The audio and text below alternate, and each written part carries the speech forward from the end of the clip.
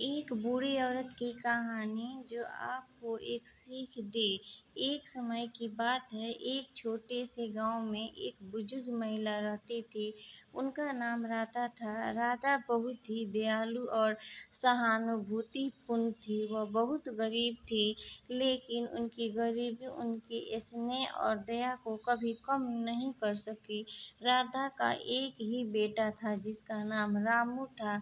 रामू किसी नगर में नौकरी करता था और अपनी माँ से बहुत प्यार करता था। रामू हर महीने अपनी माँ के पास आता था, उसे पैसे देता था और फिर वापस शहर चला जाता था। लेकिन एक महीने रामू नहीं आया, फिर दूसरे महीने भी वह नहीं आया। राधा को बहुत चिंता हुई। उसने सोचा कि उसके पास पैसे तो है, लेकिन उसके बेटे का ख्याल उसे चैन नहीं आने दे रहा था। वह रोज बेटे का इंतजार करती थी, लेकिन रामू नहीं आया। अंततः राधा ने फैसला किया कि वह शहर जाएगी और अपने बेटे का पता लगाएगी। राधा ने अपने सारे पैसे जमा किए और शहर के लिए निकल पड़ी। शहर में पहुंचकर उसने अपने बेटे को ढूंढना शुरू किया।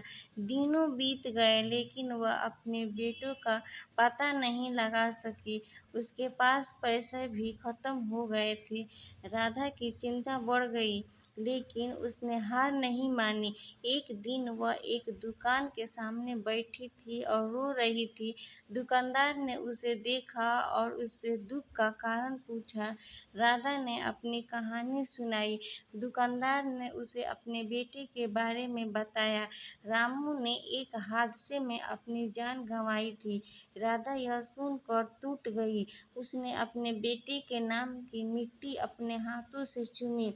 उसकी आंखों में आंसू थे, लेकिन उसके मन में एक आशा थी। उसने अपने बेटे को खोने के दुख को स्वीकार किया और अपने गांव लौटने का फैसला लिया।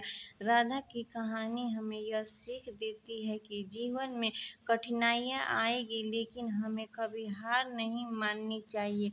उसकी कहानी हमें दया, सहानुभूति और प्यार की शक्ति के बारे में भी याद दिलाती है।